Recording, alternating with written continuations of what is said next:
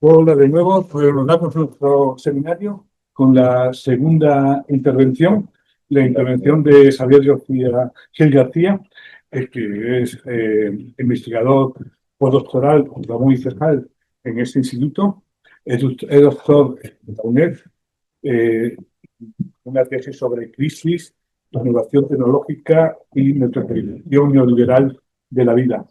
Y además, bueno, es un activista prolífico, aparte de autor prolífico, y ahora va a sacar en cuestiones de semanas un libro de Capitán Swing, de Capitán Swing, que se titula Generación Inc., que estamos deseosos también de conocer y poder leer. Y nos va a hablar sobre la vivienda como privilegio, estratificación, desigualdad y conflicto de clases en el capitalismo logista. Es un placer contar contigo. Genial, pues nada, buenos días otra vez y muchas gracias por la invitación y por la presentación. Sí, un poco lo que voy a hacer al principio cuando me invitasteis a participar, digo, ostras, lo de los privilegios, tampoco era un marco que yo manejara demasiado, entonces le dije, mándame un poco de bibliografía, mándame el proyecto y me lo leí y dije, vale, yo no lo llamo así, pero lo que estáis contando en este proyecto es justo lo que yo estoy trabajando, ¿no? Entonces, un poco, es eso lo que voy a intentar hablar. Cuando empezamos hoy la presentación del seminario, hablabas de ese artículo 47 de la Constitución, ¿no? De la vivienda como derecho, y un poco lo que voy a intentar hacer es cómo, o sea, socialmente se presenta que la vivienda es un derecho, ¿no? Que se debe proteger, garantizar, etcétera, pero un poco lo que voy a plantear es, lo que voy a intentar mostrar es ese proceso histórico porque la vivienda ha ido dejando de ser un derecho y se ha ido convirtiendo en un activo financiero y por lo tanto en un privilegio también. Pero además no se ha convertido en un activo financiero cualquiera, sino en un activo financiero eh, central en los procesos de reestructuración que se están dando, sobre todo de 2008 en adelante, aunque probablemente desde los años 70, ¿vale?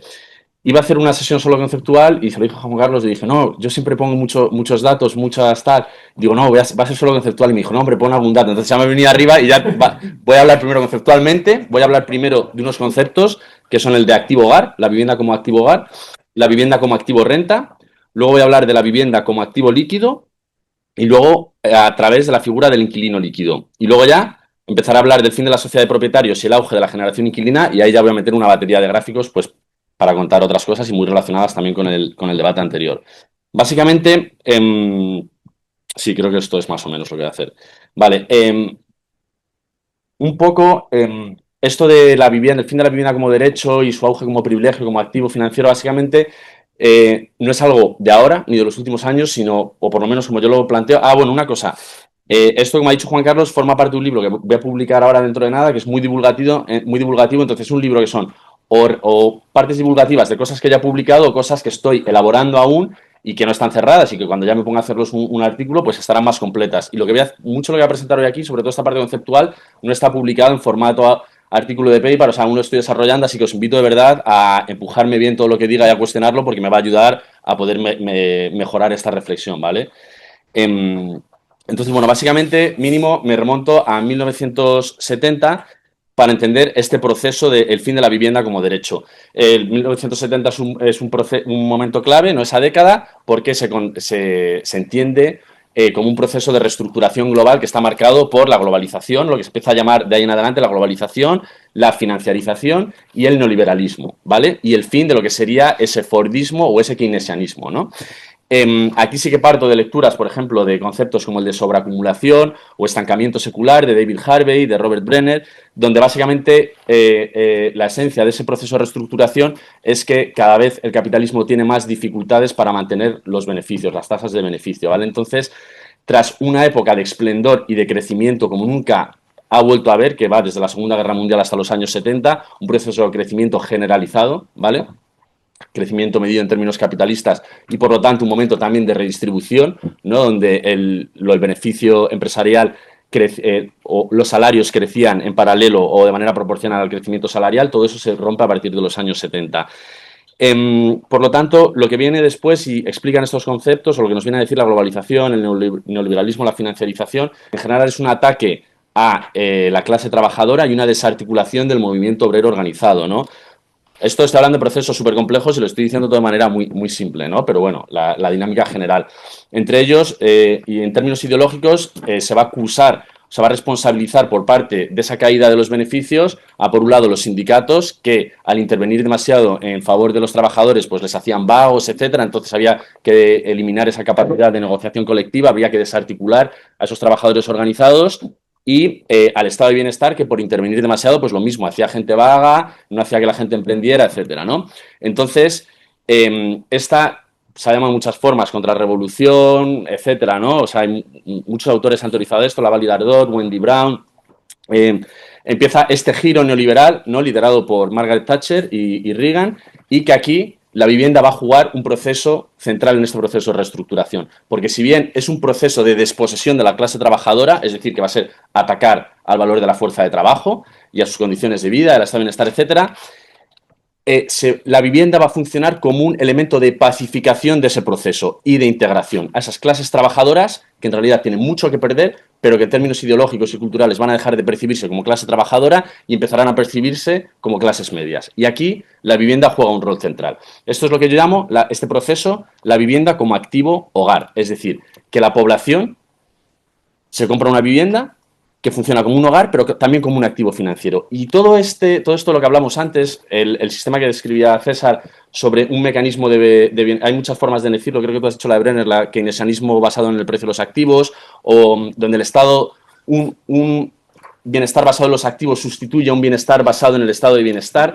Básicamente lo que se dice aquí a la población es: no necesitas sindicatos, no necesitas el estado de bienestar, lo único que tienes que hacer es comprarte una vivienda en propiedad, porque esa vivienda nunca va a bajar de precio, se va a revalorizar, y eso es lo que va a hacer que tú cada vez seas más rico. Y además eso te va a proteger en tu jubilación, va a ser lo que dejes a tus hijos, si tienes problemas de salud, etcétera, porque va a crecer tanto que va a ser mayor de lo que te va a dar el estado de bienestar o el sindicato luchando por tu salario, dicho de manera simple. Y esto es un proyecto político. Es muy famoso, se suele nombrar mucho el programa de Right to Buy en Reino Unido, impulsado por Margaret Thatcher, donde transforma a la población pobre que vive en vivienda social en propietarios de su vivienda, y buscando que se haga un voto conservador. Y yo creo que aquí un poco el debate que teníamos antes, ¿no?, en relación a lo que decía Pablo Carmona, etcétera, yo creo que aquí sí que se cumple, ¿no?, como proyecto hegemónico sí que triunfa y se incorpora, y sí que hay un movimiento conservador en general de las sociedades, pero la vivienda juega ese papel central.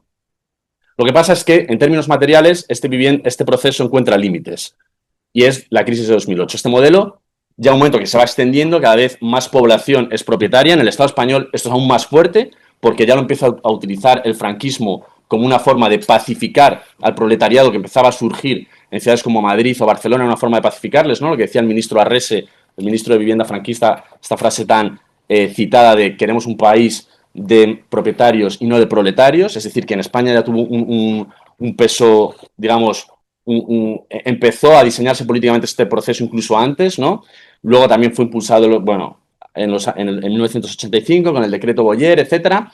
Pero lo que vemos es que sí, que en 2008 estalla por los aires, porque en términos materiales ya no puede ir a más a este modelo. Es decir, la sociedad de propietario crece se expande muchísimo en muchos sitios del norte global. En España se convierte en un modelo de crecimiento del conjunto de país, de consumo de los hogares, etcétera. Y pues eso, que tiene esta parte de tener una vivienda en propiedad era el atributo central para considerarse clase media, para ser un ciudadano. Es decir, antes de 2008 en este país, quien vivía de alquiler, antes lo habéis dicho, vale, es un modelo que no se expandió al completo, pero vivir de alquiler sí que era o algo legítimo cuando eras un estudiante, pero si no era un sinónimo de fracaso social, ¿no? Quien no accedía a la vivienda en propiedad en este país antes de los 2000 era porque algo pasaba, ¿no? En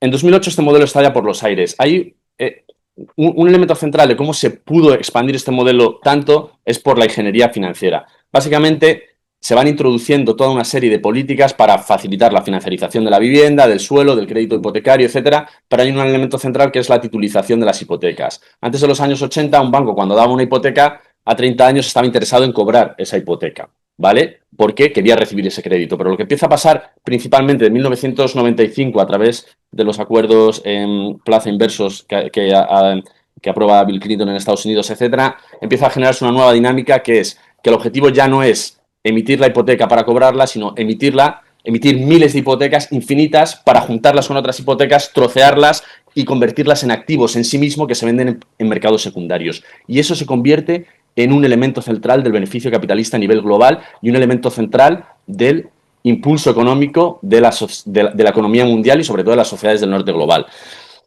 Este modelo llega un momento que para expandirse empiezan a dar lo que se conoce como la burbuja subprime o la crisis de la subprime a los que llaman ninjas, no income, no active, no jobs. Gente que no tiene ni trabajo, ni propiedades, ni activos, que no va a poder pagar esas hipotecas. Aún así les están dando esas hipotecas. Entonces llega un momento que esta gran burbuja especulativa está ya por los aires y este modelo se rompe. Lo que vemos de 2008 en adelante es una reestructuración parecida a la de los años 70, pero que también va a tener a la vivienda en el eje central de esta reestructuración. Pero aquí la vivienda, o por lo menos como yo lo planteo, es que adquiere una nueva función. Es la del activo, la de la función de la vivienda como activo renta. 2008 en adelante significa el fin de la sociedad de propietarios. ¿Vale? Y ahora lo vamos a ver con cifras. En el caso español, por supuesto, pero eso está pasando en Estados Unidos, en Irlanda, en otras zonas. Y a partir de entonces la crisis de sobreacumulación, el estancamiento secular que se había amortiguado desde los años 70, reaparecen esas contradicciones con más fuerza aún, ¿vale? La vivienda se convierte en un elemento de activo, en un activo refugio. Todo ese capital que 2008 en adelante no se consigue invertir de manera rentable, se va a invertir en los sistemas inmobiliarios. Van a aparecer nuevos actores que van a tener una centralidad que antes no tenían, como los bancos centrales, por ejemplo, es decir, claro, ¿cómo se puede generar formas de que el precio de los activos suba de manera indefinida? ¿No? Porque una cosa que si bien Brett Christophers es un marco marxista, es uno de los grandes exponentes del capitalismo rentista, cierto marxismo dice, no, pero si no se genera plusvalía, ¿cómo esto no puede crecer de manera indefinida? Eso es así, no puede crecer de manera indefinida, pero lo que está creciendo es a través de una inundación, una creación de dinero de los bancos centrales como nunca se ha dado y a través de un aumento exponencial de la deuda pública. Esto no traigo los gráficos, en el libro los pongo. Si tú ves cómo crece el dinero creado por los bancos centrales en relación al PIB global todo el siglo XX y XXI, vemos que desde 2008 se dispara, lo intentan controlar en 2008 en plan de, oye, se nos está yendo de las manos, esto es contrario al libre mercado, a las políticas neoliberales, llega la pandemia y se dispara la inyección de liquidez es mucho mayor y por lo tanto el aumento exponencial de la deuda pública. Y eso lo que está haciendo es que está manteniendo el precio de los activos y de la vivienda. ¿Qué pasa? Que un contexto de exceso de dinero, nunca antes ha habido tanto dinero, pero ese dinero no llega a los hogares, llega solo a quien puede captar ese dinero. Pues eso, como veíamos antes, estos multipropietarios con capacidad de acceder a liquidez, aparecen los fondos de inversión que van a tener un rol central, porque todas estas políticas expansivas de los bancos centrales van a hacer que mercados, por ejemplo, donde antes estaban los fondos de pensiones, como es la deuda de los países del sur, por ejemplo, con los tipos de interés en mínimos históricos que hemos vivido de 2012 en adelante hasta el 2022, eso ya no es rentable, entonces estos fondos de inversión van a captar enormes magnitudes de capital y los van a reinvertir estratégicamente en mercados inmobiliarios, como el español, ¿vale? Entonces aparecen estos nuevos actores. Entonces lo que vemos es que no solo se empieza a romper la sociedad de propietarios, sino que decrece la función de la vivienda como activo hogar y empieza a aumentar la función de la vivienda como activo renta. Es decir, la vivienda, lo que está impulsando la subida del precio de la vivienda en España, por ejemplo, que vemos todo el rato, dicen, no, es que es una cuestión de oferta y demanda, no se distingue, y aquí también es el truco, si volvemos a marcos de hegemonía cultural, no se distingue entre una demanda residencial o una demanda especulativa o de inversión o no residencial. Y esto es lo que está impulsando el precio de la vivienda en España, ¿vale? Entonces, quienes compran estas viviendas no es para vivir en ella, sino para ponerlas en alquiler, porque ese mecanismo, ese mercado se ha convertido en una salida, forma parte del arreglo que se llevó a cabo en 2008 para seguir manteniendo el beneficio, ¿vale? Entonces, claro, aquí la vivienda ya no sería antes, si bien la paz social se podía amortiguar bajo un marco de financiarización de la vivienda porque también cumplía esta función de hogar, vemos que ahora eso se rompe, porque quien no puede acceder a una vivienda en propiedad tiene que vivir de alquiler bajo unos actores que la utilizan bajo la forma de activo renta y sobre todo que para obtener las rentabilidades que buscan tiene que haber una subida permanente de los precios de los alquileres porque lo que se busca es la revalorización del inmueble, ¿vale? Aquí los mecanismos que utilizan para comprar estas viviendas invertidos, a estos mecanismos de ingeniería financiera, apalancamiento, etcétera, no voy a entrar en ellos, pero como que es necesario que suba el precio de la vivienda, ¿vale? Es decir, una contradicción central de lo que estamos viendo ahora es que el precio de la vivienda no puede bajar. y esto no es simplemente porque se haya encontrado en un mercado para obtener altas rentabilidades, es porque es la salida que ha encontrado el capitalismo en su reestructuración del 2008, cuando estaba enfrentando una grave crisis. Entonces, aquí sí que lanzar la pregunta de, a la hora de, como hablábamos antes, de los antagonismos, de levantar barreras en este ámbito no es solo reducir su beneficio, sino dificultar la propia reproducción del capitalismo en este contexto sociohistórico determinado. La vivienda como activo líquido, es decir, una vivienda es todo lo contrario a un activo líquido, ¿vale? Es difícil de comprar, de vender, etcétera. Entonces, políticamente se ha construido. La titulización fue un elemento que permitió que la vivienda cada vez empezara a funcionar más como una acción de bolsa, como un título de deuda que se pueda vender y comprar de distintos sitios, extraer renta, etcétera. En esta nueva fase de activo-renta, Airbnb tiene un rol central. Yo creo que es un elemento como un dispositivo que empieza después de 2008 a empujar esa frontera del rentismo para ese dinero que no encuentra otros mercados donde invertirse, ¿no? Y como se contaba antes, sí que es cierto, pues a través de los mecanismos de brecha de renta y tal, es decir, un piso turístico genera más ingresos que un piso residencial, entonces hay mucha presión para invertir en vivienda y alquilársela a turistas en vez de a inquilinos. Cuando empezó la pandemia aquí, vimos que de repente, claro, aquí no podíamos salir de casa, se hundía el turismo, entonces un montón de pisos turísticos volvían a alquilarse en Idealista. Entonces, junto con otros dos compañeros, empezamos un proceso de investigación, primero registrar todos los anuncios que se empezaban a anunciar en Idealista para ver qué decían esos mensajes, cuál era el precio, etcétera, y empezar a buscar a gestores de pisos turísticos en Madrid para entrevistarles, ver qué alquilaban, etcétera. Entonces, claro, todos estos gestores decían que la crisis les estaba poniendo en muchísimo riesgo, la crisis de la pandemia, pero todos tenían un discurso de no, yo con esta vivienda no quiero volver a alquilarla en el mercado residencial, porque me genera menos dinero y porque me genera menos flexibilidad. Para mí la vivienda es un activo, entonces yo necesito que se cumplan esas condiciones para operar, y los inquilinos son un problema. Y este es el elemento central, o un elemento central de lo que planteo ahora al hablar de esa vivienda líquida que genera un inquilino líquido.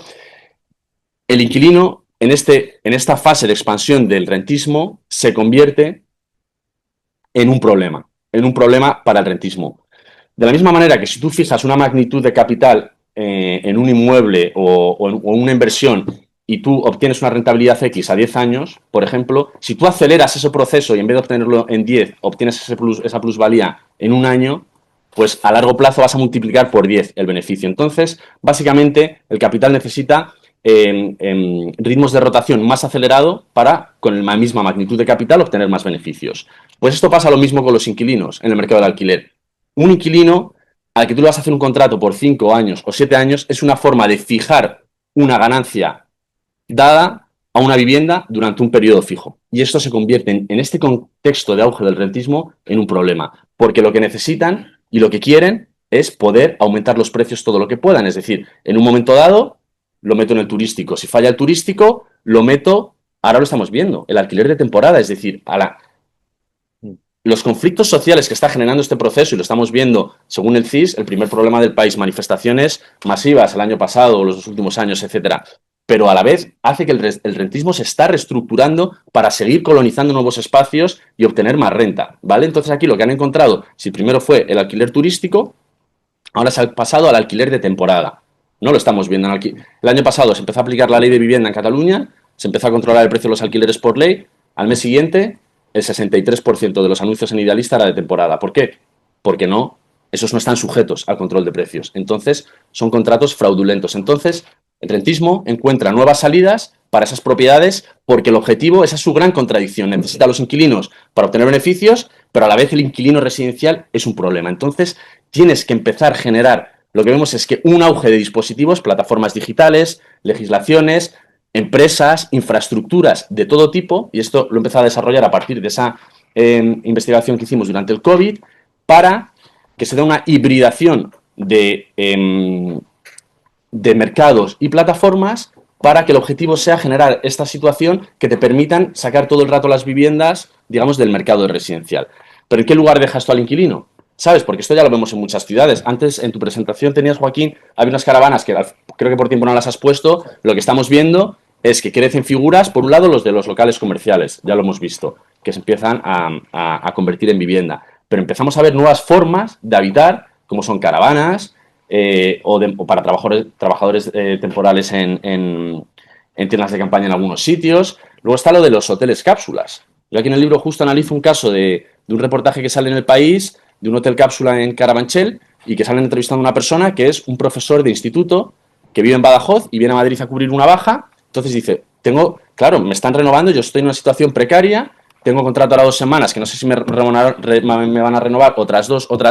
Dice, yo me vengo a vivir al Hotel Cápsula, que está creado para turistas aventureros, y en el fondo, según cuenta este reportaje, hay 2 profesores de instituto y una profesora de Bellas Artes de la Complutense, con contratos temporales, precarios, que acaban diciendo que es la mejor forma para ellos, para vivir, porque en su situación de precariedad es lo que mejor les viene. Ahora mismo, que esto lo comentamos hace un par de semanas aquí en el instituto, estamos viendo lo que está pasando en Lavapiés, que están tirando el Baobab, un restaurante, porque quieren edificar un hotel cápsula con 260 cápsulas para personas.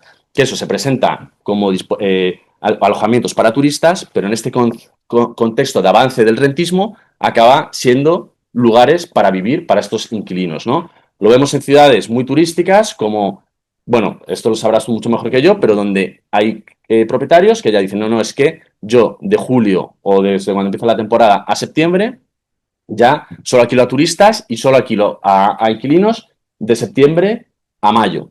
Entonces, claro, y si encima se te junta un sitio como Santiago de Compostela, que es turístico y hay estudiantes, los caseros pueden operar en ambos mercados, aumentando sus rentas, pero ¿dónde dejas a los inquilinos? Entonces vemos que cada vez más surge esta figura, que yo ya lo empecé a ver con el concepto que decía antes, cuando hice mi tesis sobre Airbnb, lo de estos nómadas urbanos de Airbnb, gente que de domingo a jueves vive en su casa, de jueves a domingos alquila su habitación o su casa y se va a buscar otro sitio, casa de un colega, a sus padres para vivir, como eso, esa figura, yo hice el trabajo de campo en Madrid, Barcelona, San Francisco y Nueva York, se daba en todas las ciudades, pero como eso ya parecía una frontera del rentismo bastante sorprendente o dramática, como estas formas se están extendiendo cada vez más, ¿no? Y ahora vemos lo de las cápsulas, lo de las caravanas, etcétera. No sé si habéis visto la serie esta de Architect, ¿no? Que ha sido muy famosa, una arquitecta con buen trabajo, un tal, que acaba teniendo que alquilar una empresa que empieza a hacer como habitaciones en un parking, ¿no?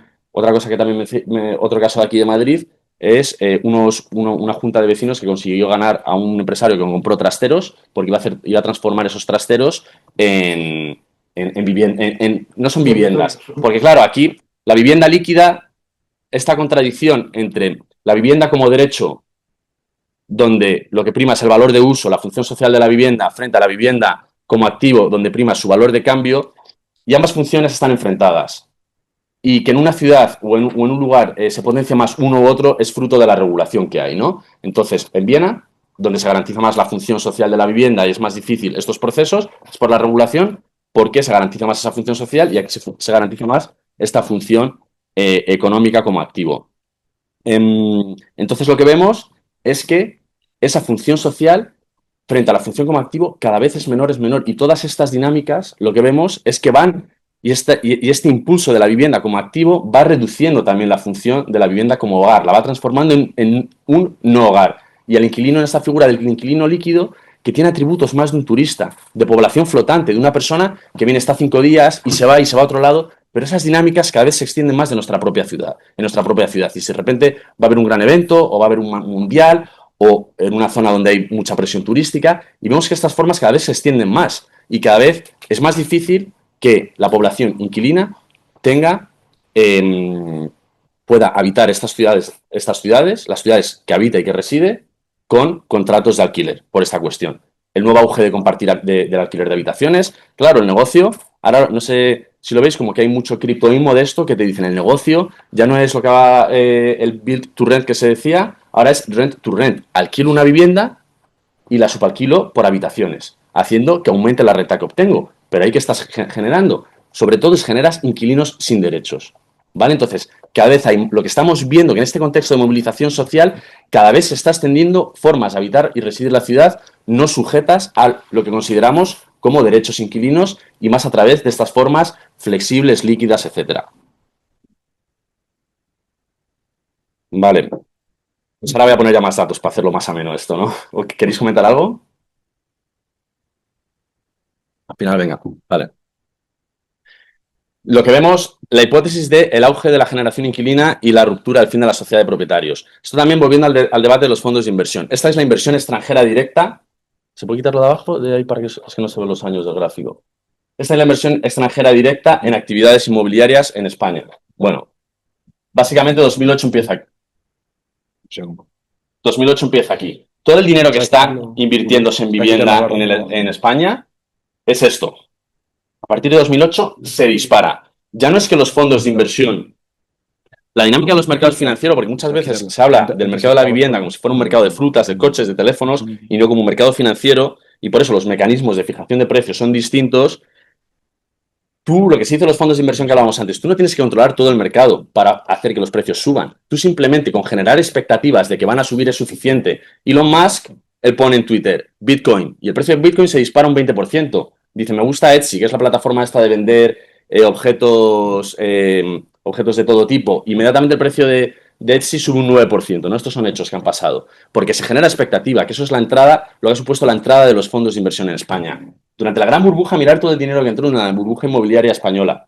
Mirar lo que ha entrado después de 2008. Esta entrada masiva de los grandes fondos de inversión, que es dinero de los grandes fondos de pensiones, de las grandes oligarquías, de muchos de los gobiernos más importantes, que entre en este mercado, aunque controles el 1% la vivienda, tú generas un efecto multiplicador. Y eso es lo que vas generando de expectativas, aquí hay negocio. Pero claro, esto empieza a pasar después de 2008, con el pico a partir de una serie de reformas que se llevaron a cabo, que es el 2013, que esto se dispara. ¿Quién tiene aquí liquidez para comprar dinero en este contexto? ¿No? No había, aquí había 5 millones de parados y paradas en España, casi un 27% de desempleo. No había crédito hacia los hogares, ¿no? Cuando vemos dónde viene ese dinero, esto, es que no se ve la parte de abajo de los gráficos, pero bueno, esto es los países donde viene el dinero antes de 2008. A partir de 2008, el dinero viene de Luxemburgo y de Países Bajos. ¿Por qué? Porque es donde tienen las sedes Blackstone, Cerberus y los grandes fondos de inversión por su ingeniería fiscal, ¿vale? Entonces, estos datos lo que nos están diciendo es una entrada espectacular. Solo en 2008 llevan a cabo 6 operaciones que el dinero que movilizan es como, no me acuerdo los datos, pero como 3 veces el presupuesto en educación, 8 veces el presupuesto en sanidad de este país, o sea, una barbaridad. Entonces, el efecto que tiene eso sobre la economía y de cara a atraer a más inversiones es espectacular. Esto es el ciclo de compraventas de vivienda y de hipotecas. Estas son las hipotecas. Antes de 2013 se emitían más hipotecas en España que casas se vendían. Después de la crisis va cayendo. 2013 es el año clave porque es cuando el gobierno de Rajoy interviene a través de un montón de leyes, Socimis, Sareb, Golden Visa, reducir la LAU para quitar derechos a los inquilinos, a las inquilinas, y es cuando se empiezan a entrar los fondos y se reactiva el ciclo. Pero lo que vemos es que empiezan a comprarse las viviendas sin hipotecas. No todas, pero que se revierte la tendencia que había antes. De repente se empiezan a comprar, es una demanda no residencial, ¿vale? Entonces, claro, esto a la hora de poner que muchas de estas viviendas acaban en pisos turísticos, etcétera, por eso lo de alguna manera de si esto está relacionado con un proceso de reestructuración del capitalismo que viene de los años 70, después de 2008, donde los bancos centrales, los fondos de inversión tiene un peso central y esto hace que esta acaba siendo una vivienda en Baleares. ¿Estamos hablando de turistificación o hay una base de otra cosa, ¿sabes? De este nuevo capitalismo rentista que tiene una dinámica propia y unas causas centrales, ¿no? Sobre todo de cara a la hora de pensar los antagonismos y la forma de superarlo, ¿no? Y esto nos lleva a una concentración de riqueza, es decir, de 2008 en adelante no solo cae la propiedad de la sociedad de propietarios, estos son con datos del catastro, sino que la población en este país con una vivienda en alquiler decrece un 3%, pero vemos que los que tienen 2 propiedades un 8, 3 un 22, 4 propiedades un 32. Cuantas más viviendas tienes, más posibilidades tienes de haber comprado más viviendas entre 2008 y 2024 en este país. Entonces lo que vemos es, por un lado, que cada vez no solo se rompe la sociedad de propietarios por abajo, sino también por arriba, porque hay entidades y hogares que empiezan a acumular más propiedades. Esto vemos el acceso a la vivienda en propiedad en España antes de 2008, ¿vale? Las nuevas generaciones ya está, se han ido. Ha pasado de un 28% de los jóvenes que vivían en una vivienda su propiedad, un 58%. Pero lo que estamos viendo... ¿Qué es nuevas generaciones? ¿Qué edad? Estas menores de 35 años, ¿vale? Vemos que los menores de 35 años ya básicamente, esto es un 40%, en torno a un 30% será esto, claro, un 28% de alquiler. Pero lo que vemos es que es una cosa que yo ahora en el libro no sé si he hecho mal llamarlo generación inquilina por el tema de la generación, no sé si se tenía que haber puesto sociedad inquilina, pero básicamente es que todas las generaciones que 2008 en adelante no accedieron a la propiedad van a tener muchas dificultades de hacerlo. Y sobre todo, que esta es una de las contradicciones que luego señalará al final centrales del capitalismo rentista, es que lo podrán hacer solo a través de ayuda familiar, porque los salarios de hoy en día no pagan los precios de la vivienda, están desconectados. Entonces, aquí la herencia empieza a jugar un papel central. Entonces, no vemos que es solo de las generaciones más jóvenes, sino que según estas generaciones del 2008, después de 2008 no accedieron a la propiedad, ¿no? La población hacia los 80, también tienen más dificultades, se van consolidando como una generación inquilina, ¿vale? O sea, no es algo solo de los más jóvenes, sino es algo que empieza con los más jóvenes de esa generación que se va convirtiendo en algo estructural. Entonces, claro, esto cuando hablamos, volviendo a lo del rentismo popular, esta es la distribución de renta de los hogares en este país. Los caseros y los inquilinos.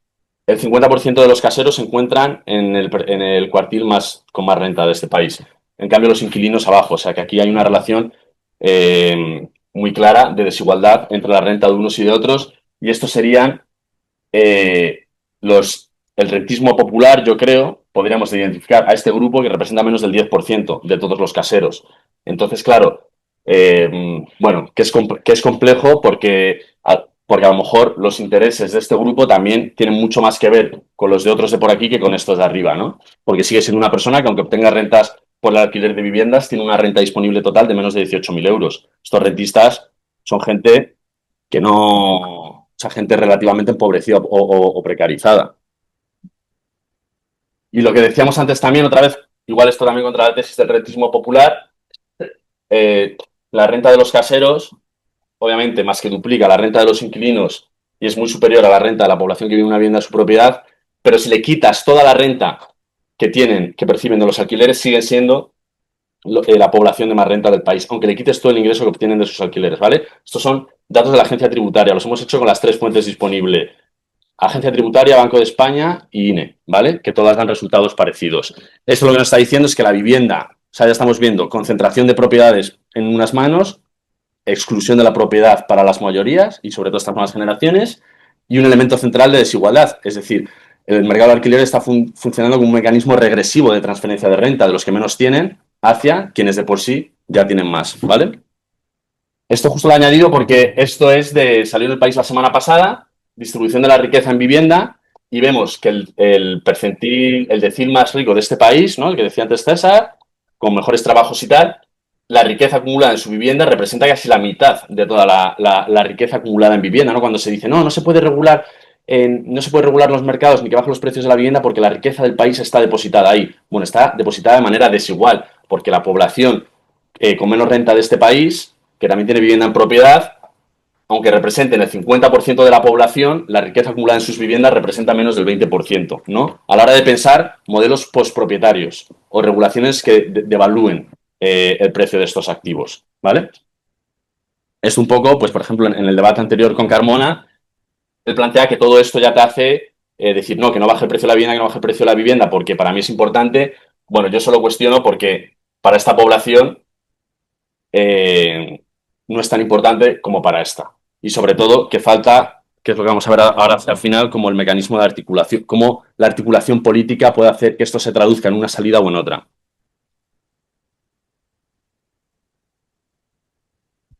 Es como 10, 15 Vale, minutos. me queda poco ya. Y todo esto lo que vemos es que esta es, desde 2000, la riqueza del 1% más rico de este país y la del 50% más pobre. Más o menos estaban en una situación parecida, recordando que esto ya demuestra una gran desigualdad, porque es el 50% de la población más pobre frente al 1% más rico. Y esos grupos tan distintos tenían más o menos la misma cantidad de riqueza, pero es que de 2008 en adelante vemos que se ha ido disociando y el 1% más rico de este país ahora concentra el 21% de la riqueza y el 50% más pobre de este país concentra el 7,3% de la riqueza. Es decir, que este proceso de reestructuración inmobiliaria, donde la vivienda es el principal elemento de riqueza en el país, vemos que está ampliando la desigualdad de forma muy considerable, ¿vale? Entonces, que habrá aquí clases medias, medias bajas, que también juegan un papel y tal, pero aquí vemos los dos gráficos, el anterior y este, vemos que lo que estamos asistiendo es a una concentración de la riqueza. Vale, y esto es un esquema que poco lo del esquema, o sea, lo que decíamos de si es cómo se articula la estratificación o incluso las clases. Este es el esquema que propongo de cómo se están configurando las posiciones sociales, socioeconómicas en el capitalismo rentista. Por un lado tienes a rentistas profesionales, o sea, tenemos tres grupos: rentistas, propietarios y la generación inquilina. Los rentistas son las personas que obtienen rentas por el alquiler, ¿vale? Entonces tienen rentistas profesionales, que es esto, el típico, pues como que tiene edificios, el que vive de las rentas. Rentistas asalariados, que es lo que hablamos antes, de clases medias, yo aquí los llamo el rentismo de multipropietarios. Sí, obtienen rentas, pero son asalariados ante todos. Y los datos nos dicen que son más asalariados que rentistas. Y luego rentistas empobrecidos, que obtienen rentas, pero que su situación económica sigue siendo mala. Propietarios plenos, ya tienen pagada la hipoteca, y propietarios hipotecados, que están pagando la hipoteca. Y luego tienes una generación inquilina que también es diversa. Por un lado tienes a futuros propietarios que van a heredar principalmente por herencia, ya sea de la vivienda entera o de la entrada para la hipoteca, etcétera. Es decir, que van a poder salir de ser generación inquilina por transferencia familiar de renta. Inquilinos permanentes, gente que no va a salir de ahí. Y luego excluidos residenciales. Son gente de una vulnerabilidad extrema que tienen que recurrir a albergues, ocupación, chabolismo, etcétera. Un poco yo creo que todo lo que he estado hablando antes de esta evolución del capitalismo rentista, de la vivienda como activo renta, inquilinos líquidos, etcétera, está empezando a generar este esquema de estratificación donde aquí hay una propuesta, una hipótesis, también muy criticable, que es la propiedad inmobiliaria lo que empieza a determinar ante todo la posición social y no el trabajo, no el empleo o el salario. En esto lo vemos aquí, en esta generación inquilina, tú puedes tener a dos médicos que da igual cuánto trabajen porque no van a poder pagarse un sueldo en una vivienda en Madrid. Básicamente, para que nos hagamos una idea, también esto a la hora de enfocar la lucha intergeneracional que vimos, ¿no? Porque hay muchas formas de leer este esquema, pero en 1980 comprarte una vivienda en propiedad en España requería de lo equivalente a 3 salarios anuales, ¿vale? A salario de 3 años. Ahora equivale a 14. En Baleares tú señalabas antes a 17. Es decir, hay una desconexión. Aquí, digamos que el discurso hacia las nuevas generaciones es: da igual cuánto estudies, cuánto esfuerces, cuánto trabajes, porque tu bienestar va a estar determinado por la capacidad de recibir una herencia o no. Entonces, claro, en sociedades donde la herencia, la desigualdad se justifica en términos meritocráticos, pues de repente esta forma tan bruta de ver que cada vez más el bienestar de la población, que por un lado las aspiraciones de esa sociedad de propietarios que veíamos antes, de la vida de clase medias, ya no se puede realizar porque tú no puedes ser clase media si no tienes una vivienda en propiedad, pero tampoco la vas a poder acceder a esa vivienda en propiedad ni a ese estilo clase media por tus propios medios, por mucho capital cultural que tengas, muchos idiomas, muchos másters y muchos estudios, de forma general, porque están desconectados, ¿vale? Entonces, esto supone, o así lo quiero plantear, una ruptura de los pactos sociales dominantes. Antes hablábamos de la fase previa a 2008 en adelante, lo hablabas en términos de hegemonía, aquí estaríamos, esto sería este auge del rentismo y del fin de la sociedad de propietarios y por lo tanto del estilo de vida de las clases medias, es un síntoma central del fin de la hegemonía del neoliberalismo, ¿vale? Como hipótesis.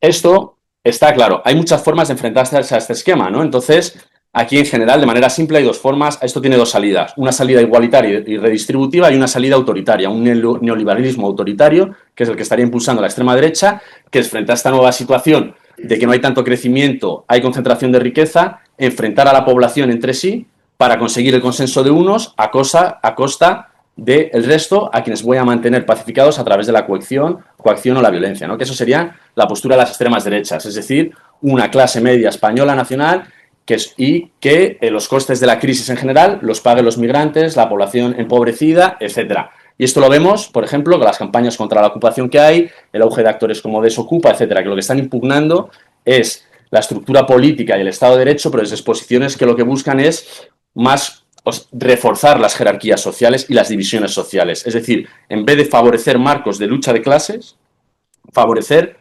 marcos de conflictos civiles o guerra entre pobres, ¿vale? Que de ninguna manera cuestionan la estructura de concentración de riqueza que veíamos antes, ¿vale? aquí también lo que vemos mucho ahora lo que vemos del último año, ¿no? De responsabilizar a los jubilados como los responsables de la crisis de los jóvenes y que los jóvenes no puedan acceder a una vivienda porque los jubilados tienen de más y son los caseros, etcétera. Eso también operaría como una forma de seguir fragmentando a la población, a todas estas posiciones, en contra de posiciones que articulen esquemas de lucha de clases cuyo objetivo sea revertir esta estructura. ¿Vale? ¿Qué pasa?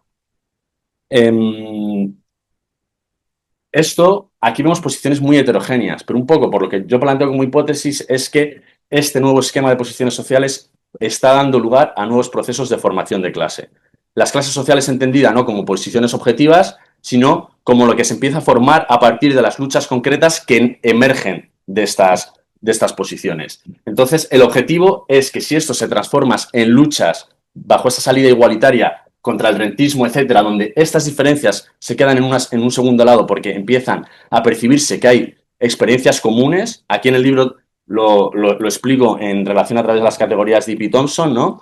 Y veo como personas muy diversas entre sí están experimentando experiencias muy similares y comunes frente a la situación del alquiler. Y eso hace que les genera posibilidades de ver que esas experiencias comunes dejen las diferencias de lado y se puedan convertir en luchas sociales para articular nuevas identidades y nuevas conciencias donde la diferencia queden de lado. Esto también es algo como a debatir, claro.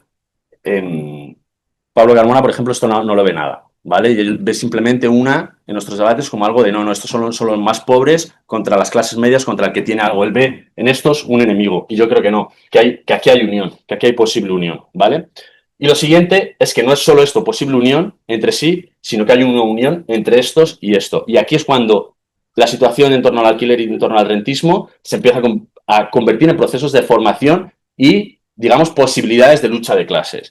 ¿Por qué? Porque básicamente el marco es, y volviendo también a la economía moral y a E.P. Thompson, lo que está pasando con lo de la vivienda, hay una sensación general de se ha ido de las manos. Y población que ha participado del rentismo, de la vivienda en propiedad, segunda residencia, etcétera, se beneficia de este modelo, etcétera, incluso esas rentas más altas de este país, también se empiezan a identificar con esto. Y empezamos a ver que se están rompiendo los consensos sociales precisamente por las luchas que se dan en torno a la vivienda. Analizo muchos casos en medios de comunicación en el libro donde lo señalo de cómo de repente desahucian en un país muy racista a un grupo de 4 mujeres que habían dejado de pagar y de repente, es decir, mujeres gitanas que han dejado de pagar, la criminalización es directa, es decir, no hay forma de legitimar esa resistencia en un país racista contra la comunidad gitana, ¿no? Y cómo se transforma eso y la lucha política transforma eso en un sentido común que dice, da igual lo que diga la ley, esta ley es criminal, lo importante es que a estas mujeres no las echen de casa. ¿Cómo se construye eso? ¿Cómo se va cambiando el sentido común sobre lo legítimo y lo legítimo y aunque la ley diga una cosa es legítima la desobediencia? Precisamente por todo lo que está pasando con la vivienda. Y hay un gráfico que me gusta, esto lo ha sacado el grupo PRISA, es una investigación que la ha hecho 40dB, una en 2023 y una en 2025. Porcentaje de población a favor de limitar el número de viviendas en propiedad según el voto. Podemos, PSOE, PP y Vox. Pasa en 2 años, del 55 al 83. En Podemos, en PSOE, del 45 al 81. En PP, del 27 al 60. Y en Vox, del 27 a 52. En un país donde hace una década era hegemónico y era un pilar central de esta sociedad, la vivienda en propiedad y la sociedad de propietarios, estamos viendo que de repente empieza a haber un nuevo sentido común en torno a la vivienda que dice, hay que poner límites a la cantidad de viviendas que puede tener la población. Que es contrario, esto es contrario no solo a las leyes básicas del rentismo o del neoliberalismo, pero es que además muchas de estas personas que digan que no puedas tener más de 2 viviendas en propiedad, el 63% de los votantes del PSOE, el 46% de los votantes del PP y el 35% de los votantes de Vox. Es decir, está cambiando y precisamente lo que está pasando en torno a la vivienda está agrietando los consensos ideológicos y por eso se convierte en un elemento central para estas luchas, para impulsar cambios y procesos de formación de clase. Y ya con esto voy a acabar súper rápido, ¿vale? Las contradicciones son esas tensiones del capitalismo, que es lo que hay que impulsar y tensionar para impulsar procesos de cambio social, ¿no? Y esto, juntado con lo de Thompson también, pues voy a señalar 5 contradicciones. La primera la desconexión entre economía real y economía rentista. Es decir, lo vimos durante la pandemia. Los bancos centrales empiezan a inundar de liquidez los mercados, el precio de las acciones bate récord, Wall Street está de fiesta, el precio de la vivienda empieza a crecer mucho más que durante la burbuja de los 2000 y de repente la población no puede llegar a fin de mes, el pequeño comercio cierra, etcétera, etcétera, etcétera. Entonces ya hay una desconexión completamente, no es como la economía fordista, donde aquí hay un debate al respecto también, ¿no? De que la economía fordista sí que había un vínculo entre la situación económica de la población y la economía y el beneficio empresarial, y aquí hay tal desconexión que cada vez se nota más es más difícil de legitimar, digamos. La segunda, el nuevo rol de los fondos de inversión. Aparecen estos fondos de inversión que no cuentan con legitimidad social. En este país se les llama fondos buitre. Pero estos fondos buitre, cada vez en un contexto donde no pueden invertir su dinero de forma rentable, cada vez lo invierten más en lo que Brett Christophers llama infraestructuras para la reproducción social. Vivienda, pero también sistemas de agua, energía, etcétera. Es decir, todo lo que hace la vida posible, porque el rentismo coloniza nuevos espacios de la vida y de lo que aquellas infraestructuras que hacen que podamos vivir porque no encuentra beneficio en la economía real. Entonces, esto también es una contradicción, porque cada vez muchos ámbitos y servicios que antes daba el Estado y controlaba el Estado se privatizaron y ahora los empiezan a controlar fondos de inversión, pero su forma de gestionarlo es muy agresiva y evidencian de manera muy clara este conflicto entre capital y vida. Es decir, es muy difícil de presentar socialmente como que el interés del fondo buitre es el interés de la población o de la gente que utiliza esos servicios. Y eso también genera procesos destituyentes o sea, posibilidades destituyentes, de impugnación, de deslegitimidad, etcétera. Lo de los fondos, lo de los bancos centrales. Es decir, esto no se está politizando, pero que los bancos centrales estén impulsando instituciones públicas, economías especulativas, ¿qué pasaría si esa inversión, todo ese dinero que se ha destinado a inflar burbujas especulativas desde criptomonedas, inmobiliarias, etcétera, se utilizara para impulsar la transición verde o para impulsar economías sociales que van a generar menos rentabilidad, pero que van a generar más bienestar para las mayorías? El cuarto es nuevas formas ilegítimas de extraer riqueza, es decir, que no está moralmente aceptado lo que estamos viendo, estas formas de enriquecerse a partir de cierto nivel, ¿vale? Que de la misma manera que está muy aceptado que un empresario se quede, de que el trabajo, o sea, la plusvalía o la explotación, si lo quieres llamar así, en el ámbito laboral está socialmente aceptado, esto no está socialmente aceptado, cada vez está menos aceptado. Por lo tanto, también se convierte en una grieta, en una posibilidad, ¿no? En una contradicción.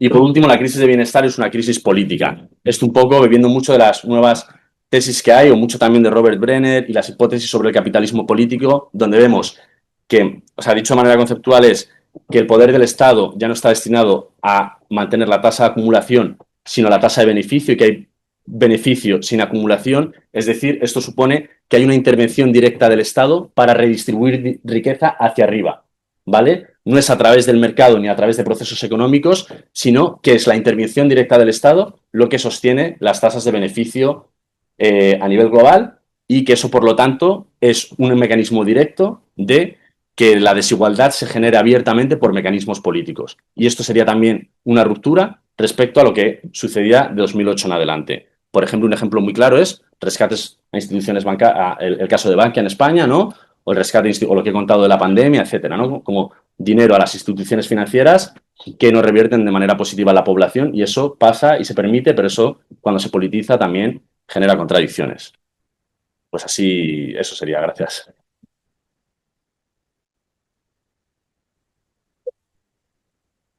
Muchas gracias, Gil, por tenerte a tiempo y también por tu brillante presentación y que yo creo que es también muy inspiradora y que nos vas a suscitar ahora cuestiones, preguntas. A ver, a ver si empezamos por otro, Paco. ¿Hay alguna? Pero quisiera hacer segunda porque quiero revisar mis notas. Vale, vale. Cortito, por favor. No, pues, ¿tú qué teorías en esa estructura has generado de estas? Y una de las formas que se ha por si quieres. Eso mismo es una propiedad de la abstracción. Y segunda, ¿no piensas que parte de la difícil sostenibilidad de este rentismo es justamente también la clave que al final de muchos rentistas es un sobrevenido que queda para viviendas y tal, y las pueden ir. en la posibilidad de ganar. Pero esto es muy difícil. La percepción de manera que los hijos de los dentistas están cayendo en cuenta. Y los hijos tres es difícil que se vayan a encontrar con la misma situación. Claro, igual la posibilidad o la dificultad de transmitir esa posibilidad que tienes a la siguiente generación tuya es también este como los que no lo tenéis. Un mobiliario que hablábamos que hay otro mentir, o sea, monedas, la final este hace por donde Dios está ya mercado, si lo viste, se está generando mucha elevación. Otro tipo de transmitir, de que me gusta porque eso es. Sí, es que me va a pedir una- Vamos a apoyar la cuestión internacional. Claro. Es que eso es así, obviamente, esos jubilados pueden ser o rentistas asalariados o rentistas empobrecidos, depende.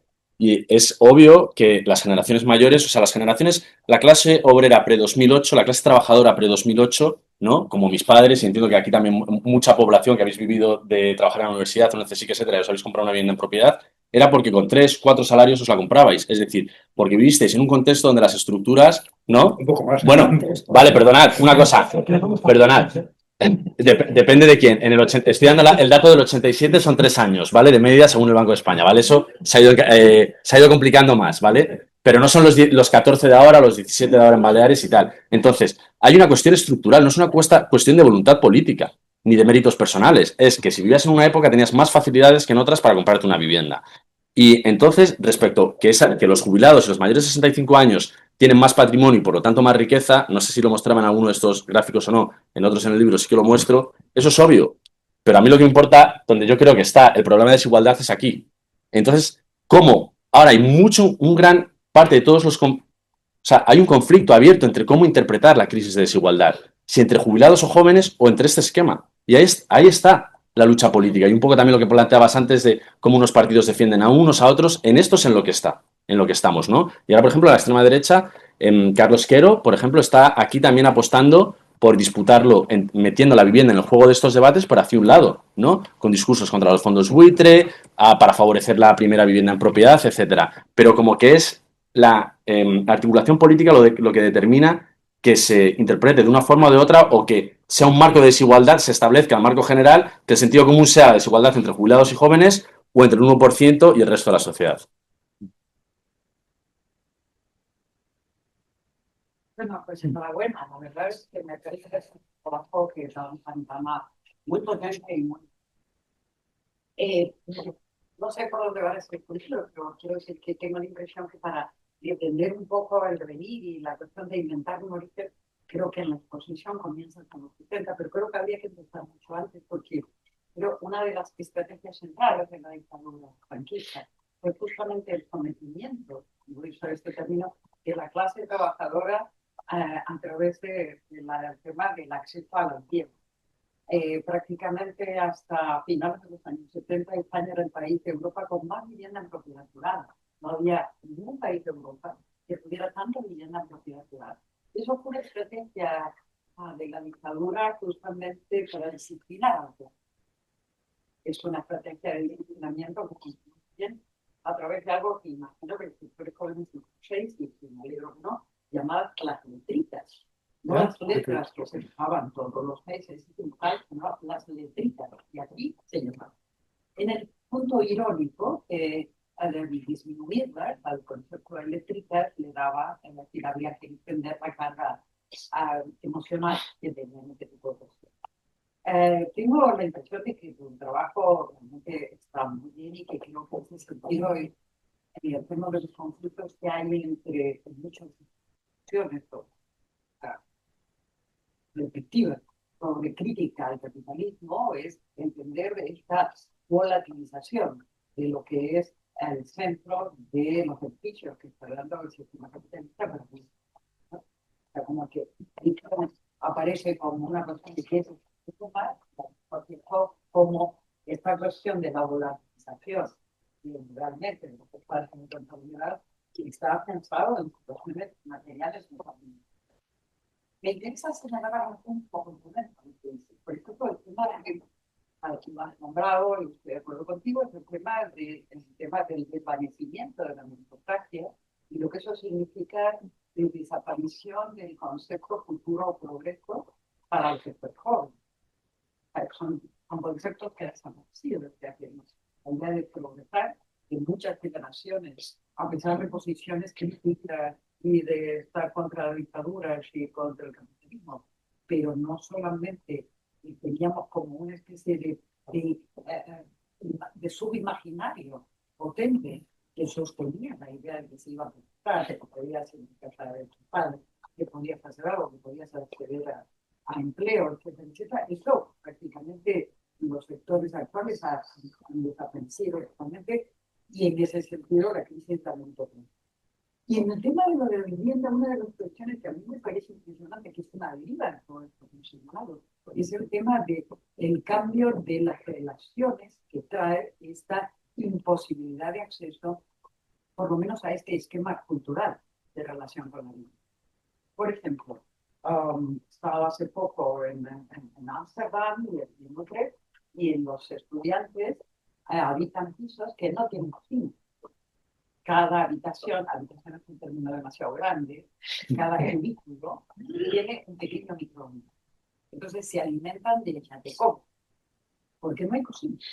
Es un piso que comparten 7, que pagan 800 euros por mes cada uno, tienen un solo baño.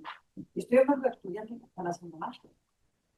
Y puedo dar nombres propios, algunos conocidos en esta carrera. No tienen cocina. O sea, que cambia la relación con la alimentación. El señor Roche de Mercadona ha dicho que tiene como intencionalidad que cada vez haya menos productos frescos y más productos semi-elaborados, porque en la medida en que se da esta crisis de la vivienda, estudiantes, trabajadores, protoinquilinos, porque ni siquiera son inquilinos, sino protoinquilinos, no pueden acceder.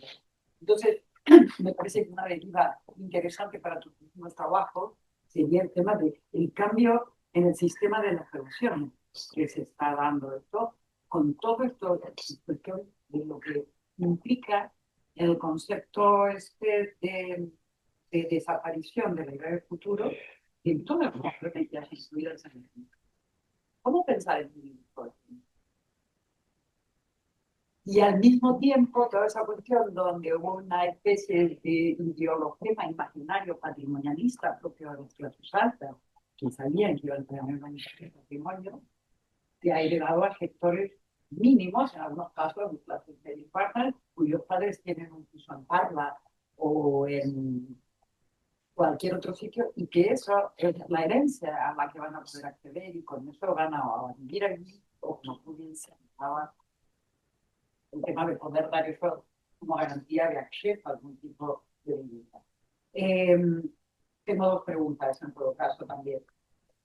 ¿Realmente crees que es un fin de la hegemonía neoliberalismo o un cambio dentro de este neoliberalismo? Porque me parece un lugar llamarlo fin de la hegemonía neoliberalismo.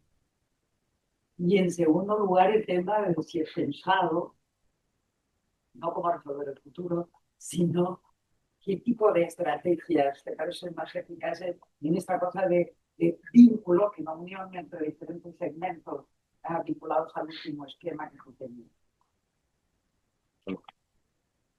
Vale, genial, muchas gracias. Tienes material. Tengo material, sí, muchas gracias. Sí, además, lo primero que a Paco no le he contestado, al lo que estabas diciendo de los hijos de tan formados, esas clases medias que sí que heredan y viven ahí. O sea, yo sí que creo que esos que estarían en este grupo, o sea, que en términos subjetivos tú tienes tus... O sea, eso, no llegas, tu bienestar está determinado por la herencia, por mucho que hayas estudiado, por mucho que vengas ese 10% de familias más ricas de ese país, etcétera, y te ponen la casa y tú no sientes en plan de, oh, qué bien, este sistema es la leche, tal. No, creo que hay una tensión, hay una ambivalencia, porque precisamente por lo que decíamos de cómo se justifica la desigualdad en términos meritocráticos. Entonces, cuando te la están poniendo la casa los padres, es difícil reivindicar como tu estilo de vida como algo propio tuyo. Pero eso es algo que está en disputa. O sea, que eso que yo creo que hay evidencia que sí que demuestras un poco, pero puede haber... Que los consuegros son... Claro, la cuestión es cómo te enfrentas tú a esa situación, de decir, ¿no? En términos subjetivos, de bien, muy bien, esto es lo que me gano, muy bien, creo en la sociedad va bien, o decir, ostras, la sociedad es una mierda, yo me he salvado porque me han puesto la casa, pero esto tiene que cambiar. Pero yo creo que eso, en última instancia, lo que lo determina es la lucha política, ¿no? Y los conflictos que empieza a haber en torno a la vivienda. Respecto al fin de la hegemonía del neoliberalismo, a ver, yo lo utilizo, pero yo me baso en muchos autores que están en esa línea, ¿sabes? No es algo tampoco que me haya lanzado yo aquí a tal, que también se puede debatir. Y lo de las estrategias, o sea, yo sí que creo que si empezamos a hablar de contrahegemonía a partir de estas contradicciones y de esta crisis tan central y en un contexto de donde crece la desigualdad, hay nuevas amenazas, la amenaza climática, la amenaza a la guerra, etcétera, sí que creo, o a modo de hipótesis, que lo que está pasando en toda la vivienda, lo que pasa en torno a la vivienda, es un lugar central desde donde articular frentes sociales o bloques sociales, o como lo quieras llamar. O sea, que es estratégico. Tanto por este esquema como por estas contradicciones. Tengo dos preguntas muy breves.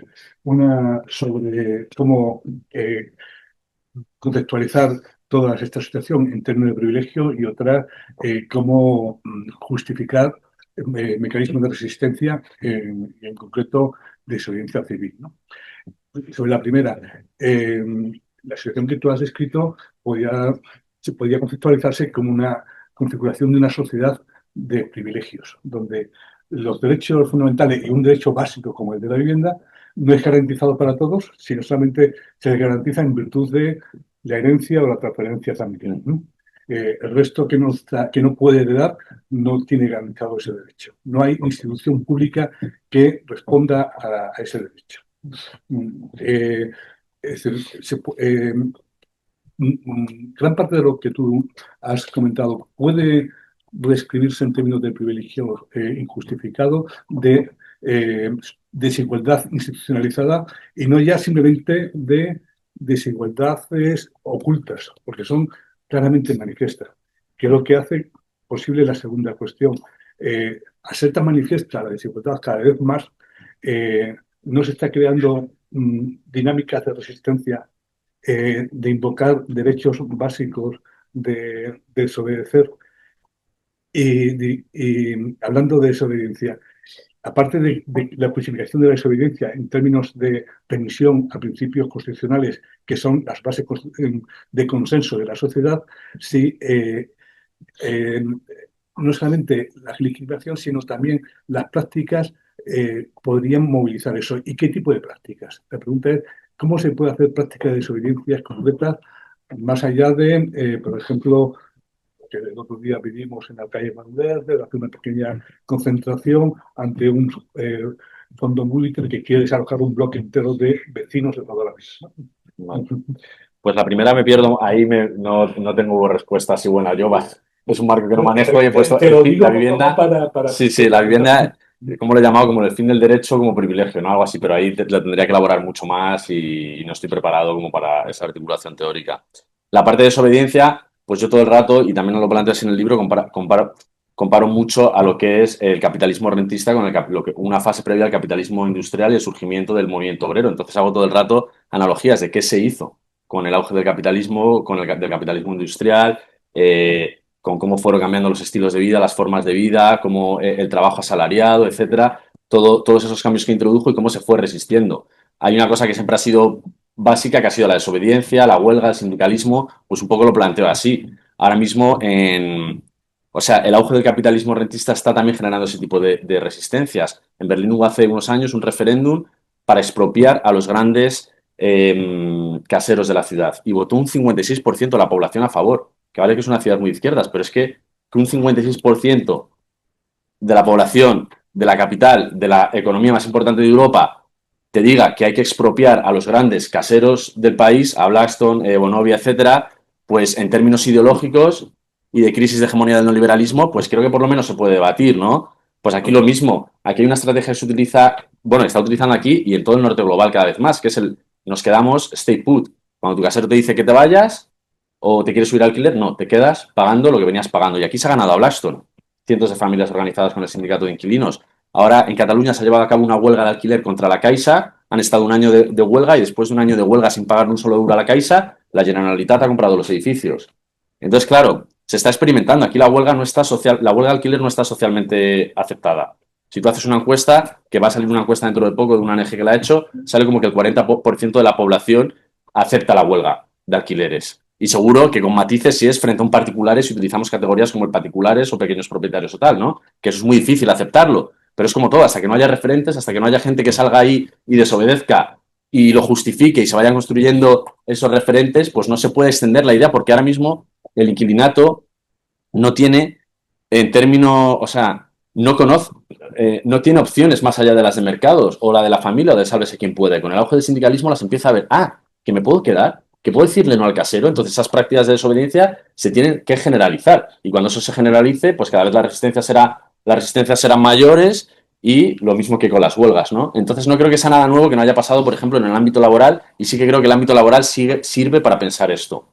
Ahora no está socialmente aceptado, pero claro, un día antes del 15M, si tú hicieras una encuesta, ¿usted está a favor de que la gente acampe aquí y la Junta Electoral diga que no pueden y aún así se queden? ¿Quién va a decir que sea eso? Poca gente. Y después del 15M la vuelves a repetir 2 semanas después y esa encuesta ya no te da el mismo resultado. Pues lo típico, hasta que no haya más casos de desobediencia. Y muchos, hay un debate, porque ahora aquí en el sindicalismo las huelgas se ganan, pero es que las huelgas no siempre se tienen que ganar y para avanzar en derechos probablemente haya muchas huelgas de inquilinas que se pierdan y hay mucha gente que será expulsada de su vivienda, pero es que a la gente la están expulsando ya de su vivienda. Y están, pues lo que decíamos, cada vez la figura del inquilino líquido está más extendida. Las nuevas generaciones, los jóvenes aquí, que estamos viendo que solo pueden acceder a habitaciones, a alquiler de habitaciones, precariedad absoluta, una subordinación general a los caseros, y ahí se toca mucho cuando hablaba de los hijos de estas clases medias altas que no pueden comprar y tienen que vivir de alquiler, con la gente más precarizada, con la población migrante, etcétera. En el libro pongo 2 extremos de 2 casos que son extremos, pero luego, a partir de lo de E.P. Thompson, veo estas experiencias comunes. Una es la subordinación al casero, que el casero, lo que me preguntabas de tener hijos, si cada 5 años, simplemente por la posibilidad de cobrarte más, te van a echar, ¿cuánto tiempo puedes seguir así? ¿Qué tipo de vida te genera eso, no? Si cada 5 años tienes que cambiar a tus hijos de colegio y cambiarte de barrio, de distrito, de centro de salud.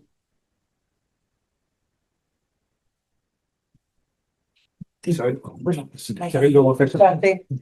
Me ha encantado escucharte, estábamos aprendiendo mucho esta mañana. 2 cosas que tienen que ver con las cosas que se han hablado ya. En el cuadro, si lo vuelves a poner de la estratificación según régimen de tenencia, y tiene que ver con lo de los jubilados, creo que falta un grupo esencial, que son esas generaciones que en los años 80 compraron con facilidad una vivienda, pero ahora la tienen que dedicar a sus propios cuidados. Y ahí hay un déficit del estado de bienestar muy evidente. Tristemente, yo estoy en esa fase ahora mismo con mis padres y yo no sé si hablaría ahí de una vivienda como activo de bienestar o algo así. Y se están ensayando fórmulas como las hipotecas inversas, como la venta de la nuda propiedad. Y el déficit del bienestar en los cuidados de mayores, que cada vez son más numerosos y reclaman un mayor gasto social, se está destinando a la vivienda, con lo cual se está reduciendo la herencia.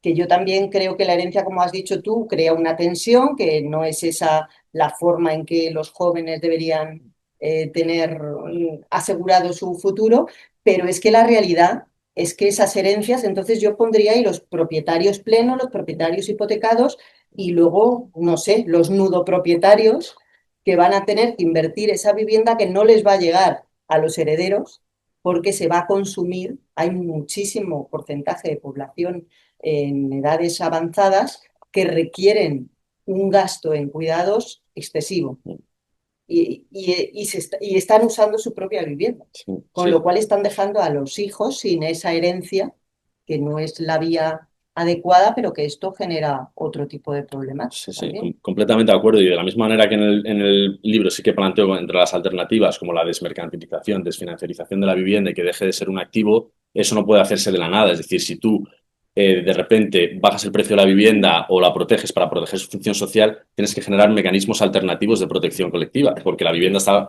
funcionando como jubilación, como educación, etcétera. Entonces ahí ya, si quieres un nuevo paradigma de vivienda, que es por lo que apuesta el libro, pues necesitas un nuevo paradigma socioeconómico y otro tipo de planificación económica donde desde el Estado se cubran esas cuestiones sociales que antes se garantizaban con la vivienda, o por lo menos eso ha sido, digamos, la apuesta neoliberal. Efectivamente. Y luego una cuestión más conceptual.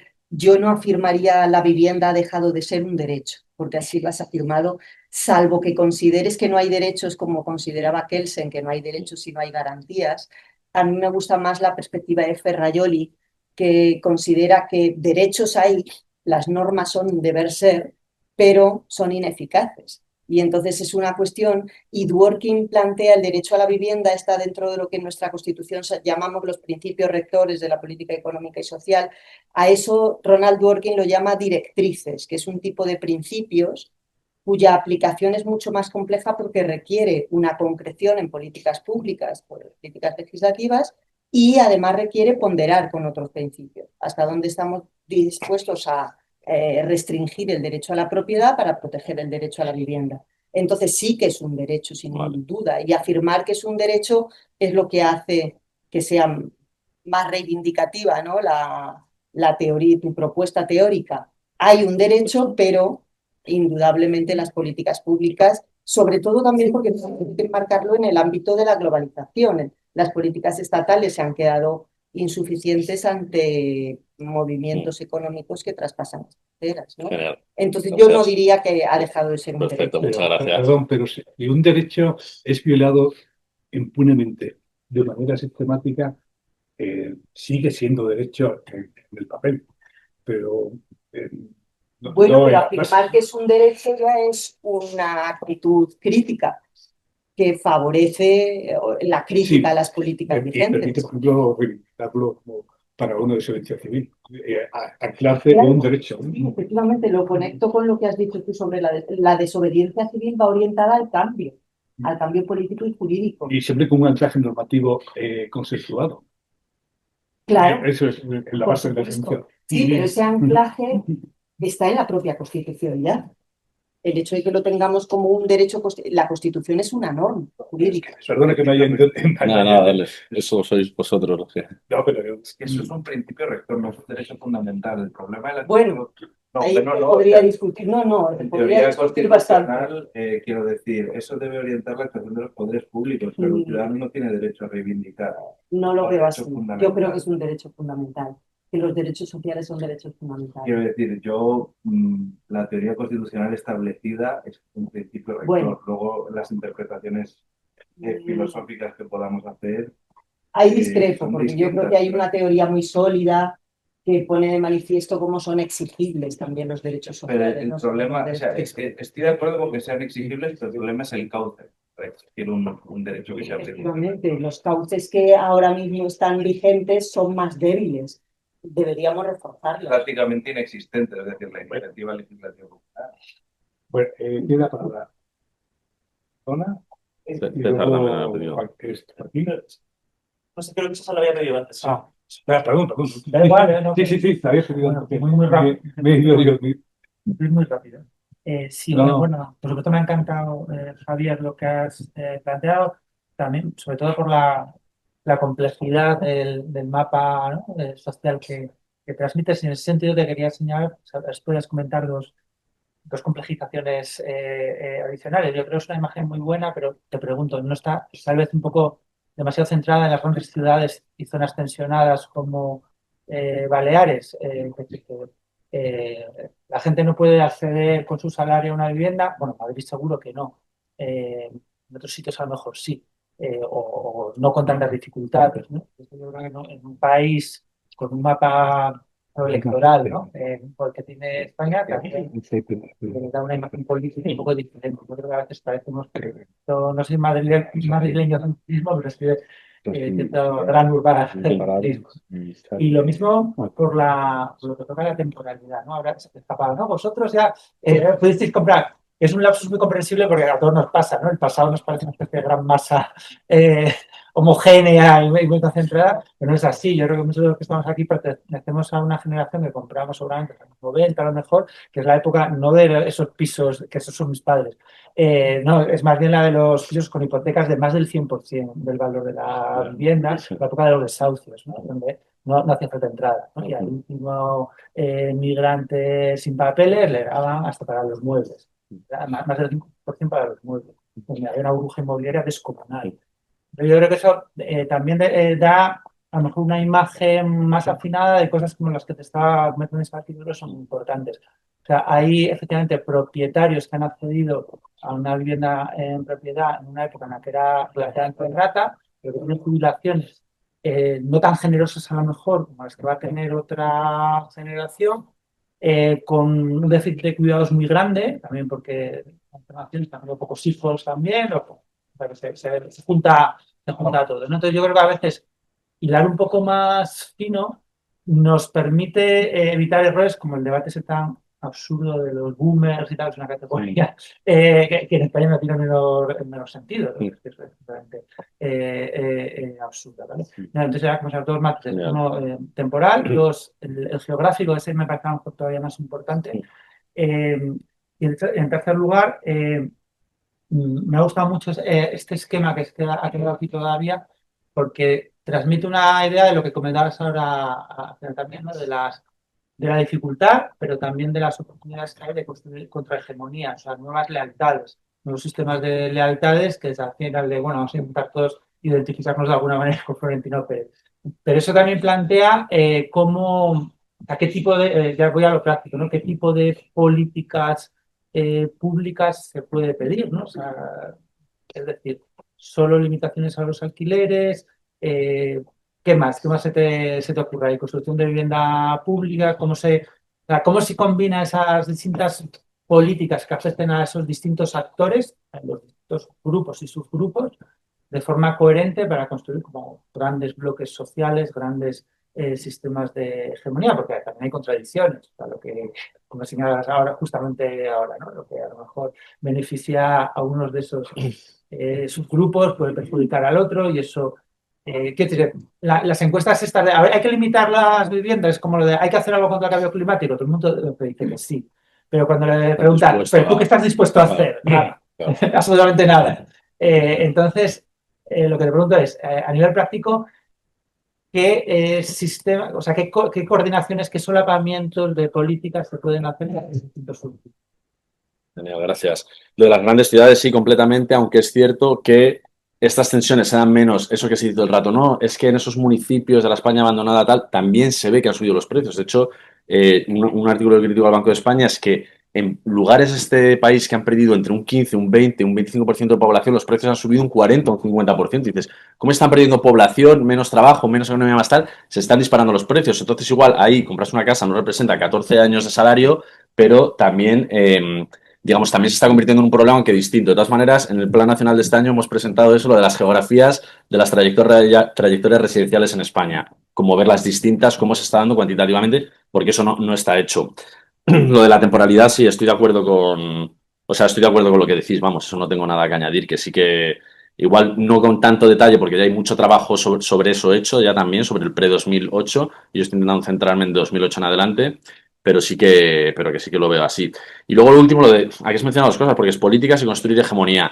La política, yo digo, ¿por qué es tan difícil, incluso en España? Eso no está pasando solo en España, está pasando en todo el norte global, es decir, es muy difícil. O sea, por un lado, las políticas de vivienda invaden todas las agendas políticas y se convierten en políticas centrales.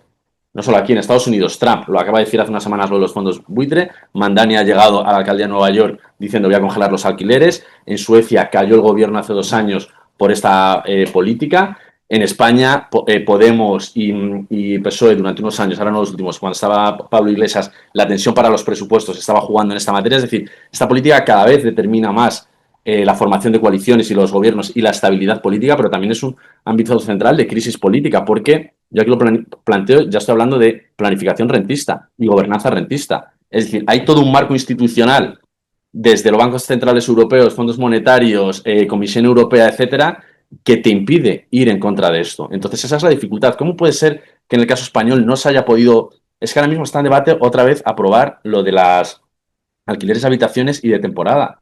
Pero si eso son migajas y aún así no se puede aprobar, no se consigue aprobar. Es decir, que durante este gobierno, precios de los alquileres máximos, la vivienda vacía entre el 2011 y 2021, entre ambos censos, ha crecido en más de medio billón de viviendas vacías, más alquileres turísticos, más alquileres de temporada, y no se puede regular. ¿Por qué? Bueno, pues yo aquí hablo directamente de gobernanza rentista y planificación rentista, porque está pasando en otros sitios también. En Suecia, que era uno de los sitios con una política de vivienda más garantista, donde el precio no lo determina el mercado, pero la oferta tampoco. Tú no puedes llegar allí y decir, quiero este porque lo he visto en Idealista y yo me lo puedo permitir. No, no. Tú te vas a una cola y tardas 4 años en conseguir puntos para conseguir. Y eso, claro, a los neoliberales está ya a la cabeza. Y aquí, cuando debatimos sobre vivienda en España, ¿no? Pero incluso ahí, la patronal inmobiliaria lo ha llevado a la Comisión Europea diciendo estas son reglas injustas contra los principios de Europa y les han hecho flexibilizar su modelo. Entonces, claro, yo creo que esto hay que verlo en una amplia... no sé si te estoy respondiendo a esto desde el concepto de gobernanza rentista y planificación rentista, ¿no? Muy ligado a las hipótesis estas de capitalismo político y lo que pasa de 2008 en adelante con los bancos centrales, etcétera. Y lo de cómo construir hegemonía. Eso sí que lo dedico.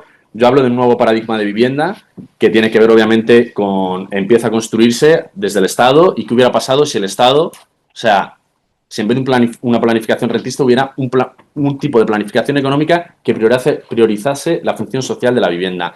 Y aquí se dice, no se puede invertir en vivienda por la deuda. Entonces yo digo, ¿qué pasa si con el dinero que se dio para rescatar bancos se impulsara una red pública de vivienda? No que tengas que construir todo eso, sino que utilices los mismos mecanismos que utilizan los fondos de inversión. Con ese dinero lo apalancas y compras vivienda. Con ese dinero se podrían comprar a precio de hoy 3 millones de viviendas en España. Eso sería el colapso de la especulación inmobiliaria en España, porque sería un sistema como en Viena, que tienes al actor público impidiendo, ¿sabes?, que entren los grandes especuladores, porque no hay posibilidad de... Y siempre se habla del modelo de Viena, de, bueno, no han tardado 100 años. No, ¿qué pasó durante el gobierno rojo de Viena? Expropiación de los usos, límites a los precios, fuera especuladores, políticas que protegían la función social de la vivienda. ¿Qué pasa si haces eso? Pues una vez más, que eso no puede hacerse de forma aislada. Tienes que hacer con sistemas de protección colectiva en sanidad, pensiones, no, porque es lo que estáis diciendo, ¿no? ¿Cómo construir esas mayorías? Tú dices, no, claro, es que a eso, si le bajas el precio de la vivienda, no se puede pagar luego. ¿Qué pensión le queda? Claro, es que tiene que ir de la mano. Eso te responde un poco. Es decir, que el nuevo paradigma de vivienda, por lo menos en términos teóricos, el nuevo paradigma de vivienda que yo planteo va asociado a un nuevo paradigma económico, que se llama, que bebe de las corrientes de la nueva planificación democrática, ¿no? Que es debatir mucho la inversión. O sea, aquí el problema es quién tiene ese 20% para comprar vivienda. Las nuevas generaciones no lo tienen, los inversores lo tienen no para vivir en ellas. ¿Qué pasa si el Estado entra ahí y entra ahí con fuerza? Podría y se dice, no, dice Alemania, no se puede con la deuda. Y ahora, ¿qué ha pasado con la militarización? De repente, Europa, cuando hablaba de la gobernanza rentista, el límite del 3% y del 60%, con el COVID, con Ucrania y ahora con la militarización, de repente se puede superar esos límites de deuda. ¿Por qué no se puede? ¿Por qué sí que puedes para la guerra y no para la vivienda?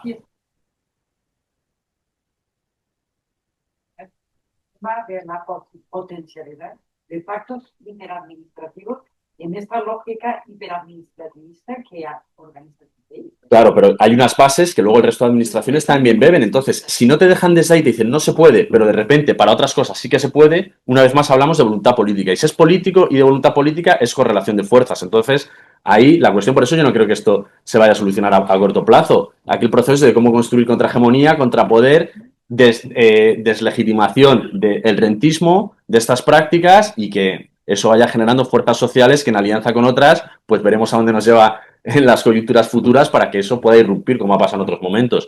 Pero a corto plazo no se va a aprobar ninguna política que pueda corregir esto, porque no hay fuerza para ello.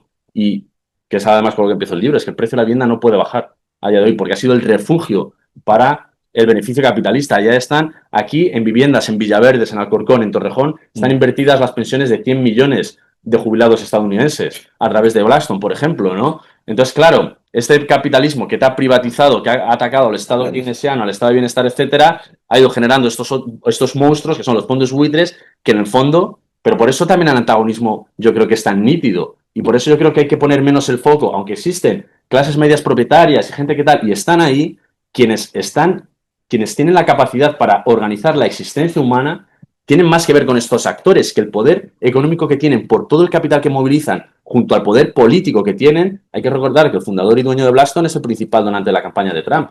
Entonces, claro, Goldman Sachs ha estado presente en todos los gobiernos de los últimos 30 años en Estados Unidos, también en los demócratas, en el de Clinton, en el de Obama, etcétera. Entonces, claro, cuando tienes ese poder político tan potente de estos fondos, pues bueno, pero yo creo que ahí es clave para generar antagonismos, porque el antagonismo es muy nítido, ahí no hay duda de, no, es que si es un particular no puedes. Con el fondo buitre todo se permite, porque no tiene... Yo me acuerdo hace tiempo, ya en 2019, en Telemadrid, en un debate, que la persona más conservadora, yo estaba defendiendo la regulación de los alquileres, y la persona más conservadora a la mesa decía, a los fondos buitres sí, pero a los particulares no. Y yo decía, ostras, ya está defendiendo que a los fondos buitres sí que se les regulen los precios. Digo, esto está cambiando, ¿no? Pues bueno...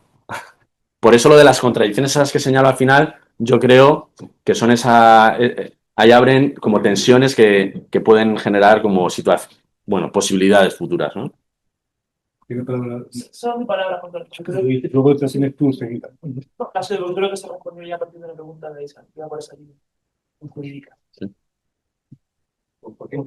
Vale, bueno, mil gracias, Javier. Además, me ha como confortado tu charla, porque veo que muchas de estas hipótesis, las que yo me tiraba a la piscina, más o menos han quedado recogidas aquí en un lenguaje como más preciso. A ver, 3 preguntas sobre este cuadro.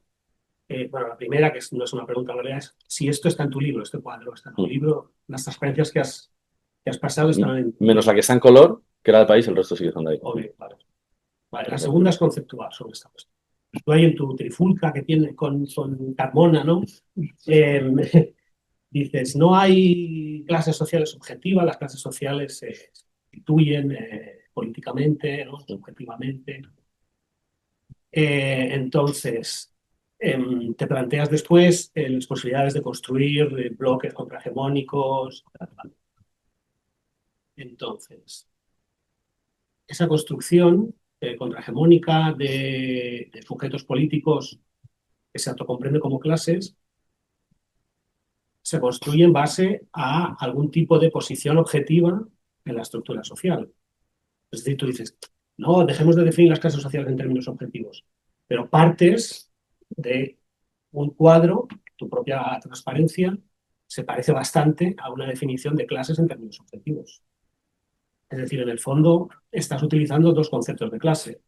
Si volvemos a la terminología esta clásica de los debates que había en los hegelianos y hegelo-marxistas de hace un siglo, eso es una clase para sí, o eso es un cuadro de clases para sí, perdón, de clases en sí, y la construcción política subjetiva serían las clases para sí.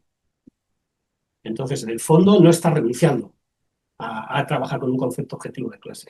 Sí, gracias, sí, entiendo lo que dices. Por eso yo no, hasta aquí esto es el fin de un capítulo y no hablo de clases sociales, hablo de posiciones sociales y estratificación, y en el siguiente, que empiezo a hablar de lucha, empezamos a hablar ya de clase. Pero es una diferencia terminológica. En el fondo, explicas las diferencias, las posiciones sociales y las diferencias de poder social a partir de posiciones objetivas en el ámbito económico. Sí, a partir de posiciones, pero no es la posición objetiva lo que determina claro, eso es lo que... Pero esto en el fondo es una tipología típica de clase social, aunque con un lenguaje. La segunda cuestión tiene que ver más con la parte, no sé cómo decir, de intervención o programática de tu análisis, ¿no? En esta búsqueda de una contrahegemonía en la cual, además, digamos, de analista, ¿no? De estudioso, de investigador, pues te ve también como militante, ¿no? En este sentido. Entonces,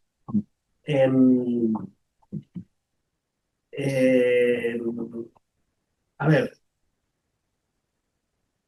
cuando se produjo el ciclo movimentista posterior a la Gran Recesión en España, apareció el 15M, los indignados y todo eso, tuvo eso después su traducción política, ¿no? En partidos como Podemos, los Comunes, Marea, etc.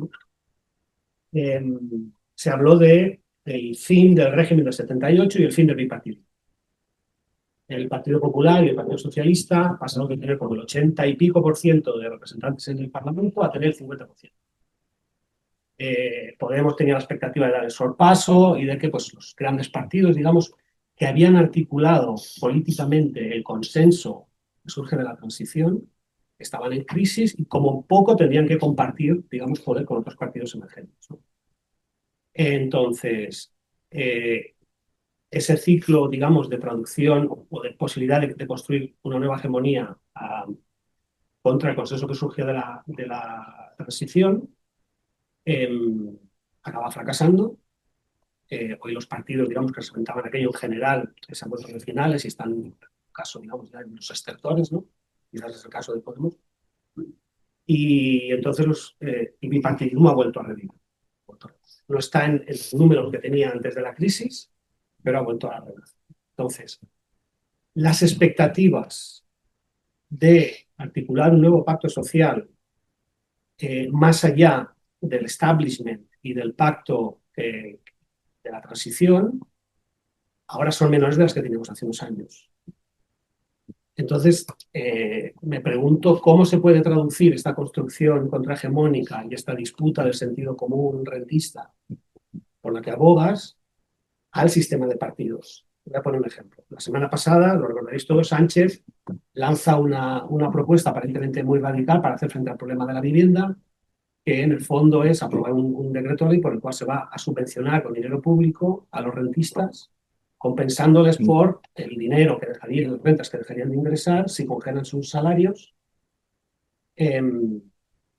Claro, esto no se mueve en nuevas coordenadas, esto se mueve en las coordenadas típicas de la sociedad de propietarios mantenida a través del Estado y de la intervención del Estado, fomentando sistémicamente las administraciones públicas la desigualdad. Y dentro de lo viejo.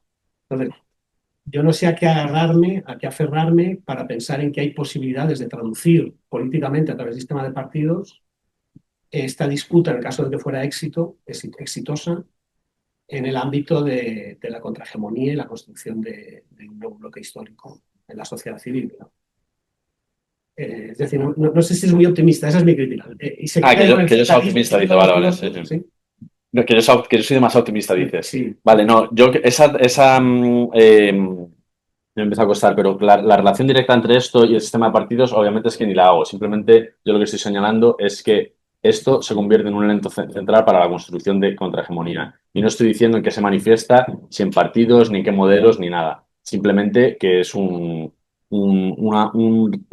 ámbito estratégico. Y lo hago a partir de analizar las evoluciones del capitalismo. Claro, Y no lo hago solo para España, y no hablo solo de España. De hecho, o sea, como que lo hablo que esto está pasando en Estados Unidos, en Alemania, en muchos otros sitios. O sea, en general en el norte global. Pero en respuesta a las preguntas que te han hecho, has planteado la posibilidad de aplicar ciertas políticas públicas que serían como las congruentes con este nuevo enfoque. Pero es que no se pueden aplicar. Yo lo que falta es ese salto. Claro, si lo que digo es que si las políticas están. A mí también muchas veces me preguntan periodistas, pero ¿cuál es la solución? Y digo, esta es la solución. Empiezo un capítulo contando esto, ¿no? Bueno, este periodista de televisión española me pregunta, ¿cuál es la solución? Y yo le digo, no, me suelo preguntan mucho los periodistas, y yo te las digo, entonces me dicen, ¿y por qué no se lleva a cabo? Claro, porque ahí entra la política. ¿Sabes? Y como todo el rato, en general, la hegemonía del neoliberalismo es que y en el capitalismo en general, es que la economía y los mercados están naturalizados, la política lo dejas fuera. Y aquí estamos viendo, es decir, hay que retomar la política no solo sobre lo que pasa con la vivienda, sino sobre la economía en su conjunto y debatirlo en términos políticos, no económicos. Entonces yo aquí no estoy, voy más por ahí que por lo otro.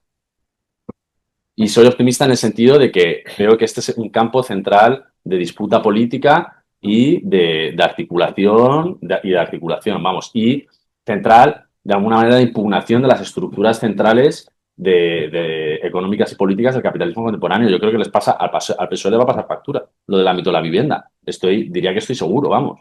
No sé, ya lo veremos. Luego el voto se forma por un montón de causas, no solo esta, pero creo que lo que está pasando con la vivienda en este país le va a pesar al PSOE y que a todos los partidos. Y hay ese bloqueo institucional, es decir, que tú no puedes, o sea, que es difícil aprobar políticas contrarias a la gobernanza rentista. Bueno, Ahí yo soy menos optimista, ¿no? Está. Pero bueno, das múltiples ideas que me parecen muy... Bueno, primero, a ver, yo, o sea, es que también me va un poco con esto último, y es que no acabo como de comprender cuál crees que es como este paso a política institucional. O sea, cómo esta solución que dices tú, que debes pasar por una mayor intervención estatal, más que menos, se puede dar cuando hay como ya hechos, o sea, no quiero decir hechos objetivos porque suena determinista, pero quiero decir, el Estado ya participa en la economía y ya participa de cierta forma, y no creo que sea simplemente como el que vengan los gobernantes adecuados a hacer las políticas adecuadas, sino que es como que el propio sistema capitalista es lo que impulsa como a que todo se acabe financiarizando y siendo un activo económico. Entonces, que creo que como hablar en términos como voluntaristas, de que lo que hace falta es como un cambio de políticas, me parece que es como quedarse un poco a medias y como pintar una solución que no sé hasta qué punto es solución ni es real. Entonces, Claro. es como... No sé si estoy de acuerdo del marco que dices, por eso hablo de bloqueo institucional y la imposibilidad de cambiarlos en términos políticos, y que en todo caso haría falta esa fuerza contrahegemónica, pero eso ya directamente te está apuntando a una transición postcapitalista, es decir, solucionar el problema de la vivienda y la desmercantilización es imposible bajo los marcos de la economía capitalista porque precisamente la financiarización de la vivienda y el auge del rentismo es el resultado de una evolución del capitalismo donde cada vez ha tenido que ir dirigiéndome primero a la financiarización de la vivienda y luego el nuevo ciclo de financiarización del rentismo post-2008 como salida a su propia reproducción. Si falla ese mecanismo, o básicamente eso es lo que estoy planteando, es que si falla la financiarización de la vivienda, falla la reproducción del capitalismo.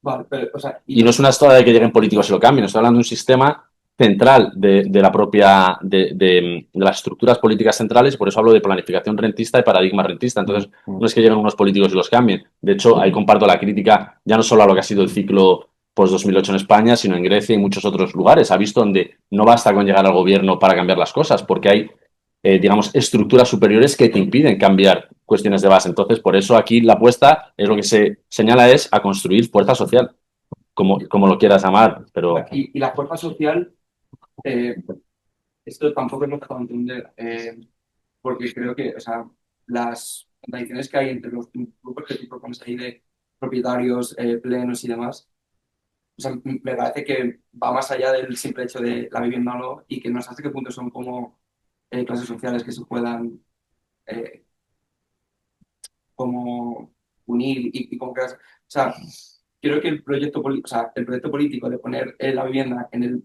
primer plano y luego decir que hay posibles alianzas entre futuros propietarios, propietarios plenos e inquilinos permanentes, me parece que, o sea, no sé cuál puede ser ese, como, ese significante vacío o ese motivo que mueve a la gente a montarse e intentar como cambiar el sistema, porque, o sea, eso es como, son como Sí, sí. muchos... Te entiendo lo que dices perfectamente. Y lo que estoy diciendo yo frente a eso es que, dado lo que de manera simple he dicho, se ha ido de las manos y es la articulación política de interpretar lo que pasa, señalar a los responsables, a los enemigos y las soluciones, es lo que determina eso. Entonces, el éxito de esa articulación política hará que se dé esa alianza o no. Y ahora mismo hay muchos intereses haciendo que esto no se perciban como parte de un grupo homogéneo, sino todo lo contrario, en resaltar esas diferencias, porque eso es lo que te está diciendo la extrema derecha, lo que te está diciendo Desocupa, lo que te están diciendo las campañas contra la ocupación en Antena 3, inquilino bueno, inquilino malo, y que ocupa, el resto tú aspira a comprarte, la sigue pagando porque lo peor es que tal, ¿no? El abuelo que no sale de casa porque piensa que le pueden ocupar la casa. Ese abuelo no se va a movilizar con sus nietos o con sus vecinos, se está movilizando con los intereses de quienes de verdad están ganando con este sistema. No digo que esté dado, digo que está en disputa y que depende de la articulación política. Pero de todas maneras no les veo como distintas clases sociales, les veo como distintas posiciones sociales. Es decir, para mí los que accedieron a la propiedad en los años 80 y los 90 son la misma clase trabajadora que sus hijos hoy no pueden acceder a ellas, aunque el acceso al consumo, capital cultural, etcétera, haya cambiado de muchas formas. Es decir, creo que son expresiones de la clase trabajadora en distintos momentos históricos. Que soy bastante o muy partidario de formular no solamente crítica social, sino también de diseñar horizontes alternativos, ¿no? Pues digo, para finalizar, simplemente viva la utopía. Oye, muchas gracias por todas las preguntas y por todos los por comentarios. tu intervención y vamos a comer directamente y Vale. a las 2:10 estamos ahí y a las 3:30 estamos aquí.